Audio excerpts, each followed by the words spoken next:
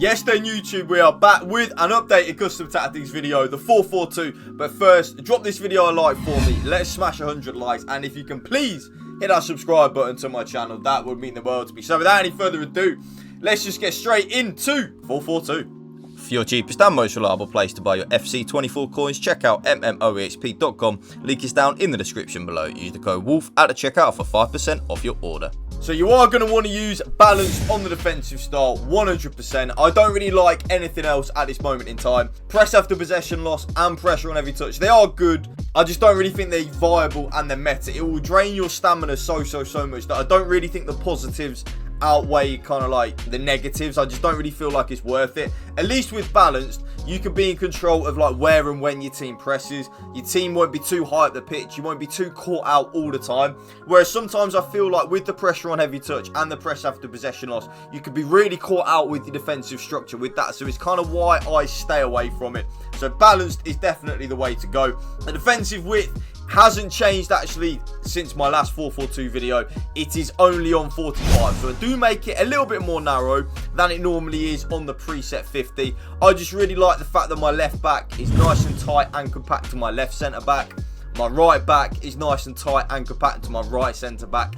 And just in general, all of my back four is a lot more narrow, leaving a lot less gaps for my opponent to exploit. Because if there's a lot of gaps in your defensive structure, your opponent will have an absolute field day with it, YouTube. So that's why I have it on a little bit more narrow, making us harder to break down. And that, of course, just means that we concede less goals. It really is simple when you think of it like that. The defensive depth. Now, like with all of my custom tactics at this moment in time, YouTube, there are two options. Option one is the option that I use, which is 71 depth. Now, you might think it is very high, especially if you are new to my videos and you've never seen my custom tactics before. But the 71 depth on new gen at this moment in time is very OP. It does the automatic offside trap and the automatic press for you. So you kind of don't even really have to press the offside trap to get your team higher at the pitch. You will just very much suffocate your opponent when you are playing on 71 depth. It's so OP.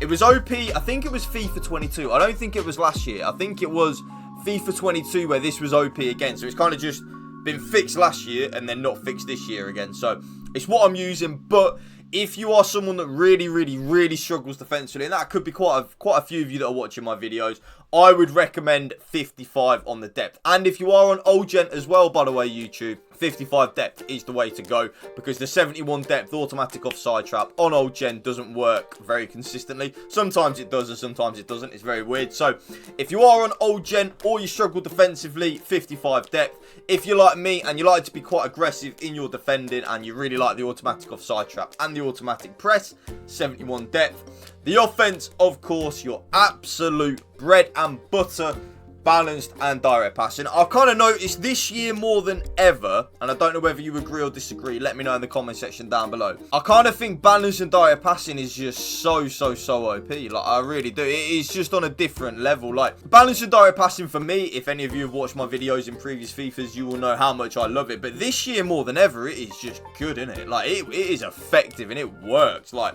without any shadow of a doubt, it just works. So I'm using it again and probably will for the rest of the year, if I'm being honest. Players in the box is, of course, 7. The way I look at that, like I say in every video, is the more players that we have in the box, the more likely we are to score a goal. It really just is that simple. It's that simple and it is that effective, in my opinion. More players in the box, more likely we are to score a goal. Bread and butter. 2 corners and 2 free kicks. The way I do that is I don't want to be counter-attacked on from my own corners and my own free kicks. So we lower it down from 3 and 3 to 2 and 2 to stop that. So without any further ado, let's get into the player instructions. But first, let me tell you about the sponsor of today's video.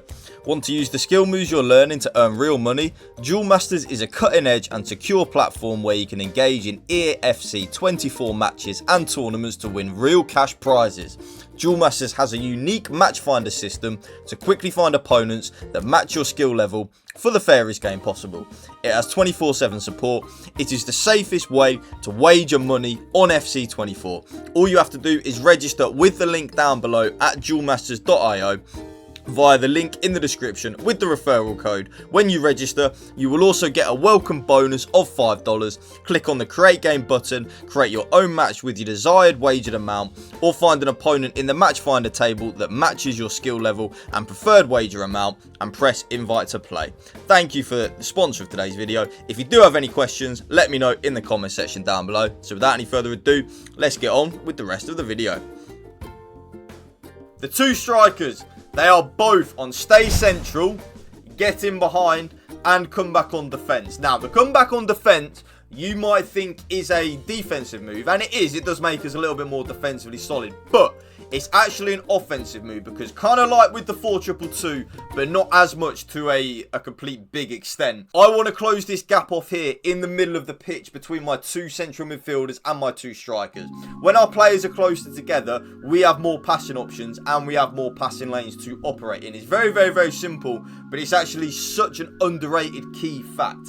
Honestly, people don't really think about it like this, but when we have more passing options on, our opponent is struggling because he's got to mark all the passing lanes all the time, and all of a sudden you will just open them up really, really, really easy. So that's why I closed that gap off in the middle of the pitch between the two central midfielders and the two strikers. The stay central and the getting behind is pretty self-explanatory. I don't want my strikers leaving the width of the 18-yard box, really. They might if I manually do that, but I want them to stay there because when they're in the width of the 18-yard box, they're more likely to score goals. It really just is that simple. Both my strikers as well, having them on getting behind, you can kind of use them as a dummy run. So if they are making the runs in behind, it then does leave a nice big gap in that pitch for where one of the central midfielders can pick up the ball, because the defenders will manually track the runs of the striker. So you can kind of use it just as a dummy run. Now, the left midfielder and the right midfielder are on exactly the same custom player instructions, should I say. So come back on defense, get in behind, and get into the box for cross. And just to prove it to you, come back on defense, get in behind, and get into the box for cross. Now, I really, really like this, and I think the get in behind and get into the box for cross on the left mid and the right midfielder are so key. I think they're so needed. It just gives us more options in the box. For example, if we are running down the wing with our right midfielder and our left midfielder isn't in the box, a rebound might not fall to our left midfielder, but if he is then in the box, it will fall to our left midfielder for an easy tap in. So it's very, very, very simple and very underrated. Now, the two central midfielders, you're going to want to have the more defensive minded one. So I have informed Jude Bellingham on my RTG. He is on stay back while attacking and cover centre, because then the more attack minded central midfielder, for example my Musiala, he is then on balanced attack and cover centre. So he will ever so slightly push forward. He won't completely YOLO, so he won't push right up to the two strikers, but he will push forward and help out in the attacking side of the game. I then have both of my full-backs, so my left back and my right back, both of them on stay back while attacking.